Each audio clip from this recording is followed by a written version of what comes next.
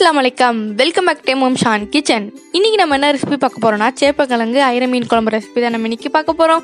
அதுக்கு முன்னாடி நம்ம சேனலை சப்ஸ்கிரைப் பண்ணலாம் மறக்காம சப்ஸ்கிரைப் பண்ணிக்கோங்க. பக்கத்துல இருக்க பெல் ஐகானை கிளிக் பண்ணிக்கோங்க. அப்பதான் இந்த மாதிரி வீடியோஸ் போட்டாலும் உங்களுக்கு உடனே நோட்டிஃபிகேஷன் வரும். வாங்க வீடியோக்கு போகலாம். ஃபர்ஸ்ட் நான் ஐர மீனை நல்லா க்ளீன் பண்ணி எடுத்திருக்கேன். சேப்பக்கிழங்கு நல்லா வேக வச்சு தோல் சீவி எடுத்திருக்கேன். தோலை உரிச்சு எடுத்துக்கோங்க. இப்போ நான் ஒரு கடாயில் நல்லெண்ணெய் 4 டேபிள் ஸ்பூன் ஆட் பண்ணிக்கிறேன். எண்ணெய் நல்லா காஞ்சதுக்கப்புறம் 1/4 டீஸ்பூன் வெந்தயம் நல்லா பொரிஞ்சதுக்கப்புறம் சின்ன வெங்காயம் எடுத்திருக்கேன், 1/2 கப் எடுத்திருக்கேன். இதுக்கு நான் முழுசாகவே சேர்த்துக்கிறேன், கட் பண்ணலை. வெங்காயம் நல்லா வதங்குறதுக்காக மூடி போட்டு மூடி வச்சிடுறேன். இது நல்லா வதங்குற வரைக்கும் நம்ம மசாலா மிக்ஸ் பண்ணிடலாம். இப்போ நான் ஒரு சின்ன பால் சைஸ் அளவு புளியை நல்லா கரைச்சி கெட்டி எடுத்து வச்சிருக்கேன். இதில் நான் மீன் மசாலா ஆட் பண்ணிக்கிறேன். 3லேருந்து 4 டேபிள் ஸ்பூன் வரைக்கும் சேர்த்துருக்கேன். அந்த மசாலா சேர்த்த உடனே அந்த பவுலோட கலர் அந்த மசாலா ரெட்டாக காட்டுது. இப்போ தேவையான அளவு உப்பு சேர்த்துருக்கேன். கட் பண்ணி வச்சுருந்த மாங்காய், வேக வச்சு உரிச்ச சேப்பக்கிழங்கு நான் சேர்த்துக்கிறேன். இந்த மீன் மசாலா நான் ஏற்கனவே அப்லோட் பண்ணியிருக்கேன், அந்த மசாலா எப்படி செய்கிறதுன்னு.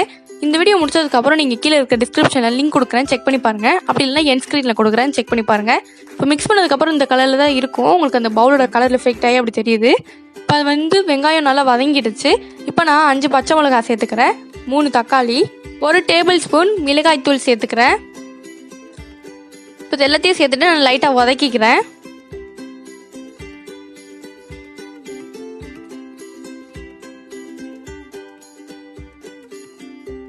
இது நல்லா அந்த பச்சை வாசனை போகிறதுக்காக நான் மூடி வச்சிடுறேன். நல்லா வதக்கிட்டு ஒரு 2 நிமிஷம் மூடி வச்சுருங்க. மூடினதுக்கப்புறம் இப்போ நம்ம அந்த ஊற வச்சுருந்தாலும் அந்த மசாலா அதை நான் ஆட் பண்ணிடுறேன்.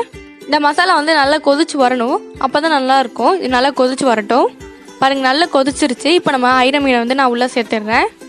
பொறுமையாக சேர்க்கணும். அதே மாதிரி போட்ட உடனே கரண்டி விட்டு கிளறிடக்கூடாது, இல்லைனா மீன் உடஞ்சிரும். இந்த மாதிரி உதிரியாக போட்டுக்கிட்டால் தான் கரெக்டாக இருக்கும். இப்போ அவ்வளோதான், லைட்டாக நான் அமுக்கி மட்டும் விடுறேன், அப்போ தான் மீன் வேகும்.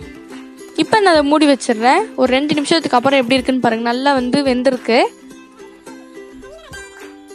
பாருங்கள். நல்லா பார்க்கும்போதே சூப்பராக இருக்குது. மீன்லாம் நல்லா வெந்திருக்கு பாருங்கள். அவ்வளோதான், நம்ம செஞ்ச சுட சுட ஐர மீன் குழம்பு ரெடி. மேலே கொத்தமல்லி தூவி நான் சர்வ் பண்ணிக்கிறேன்.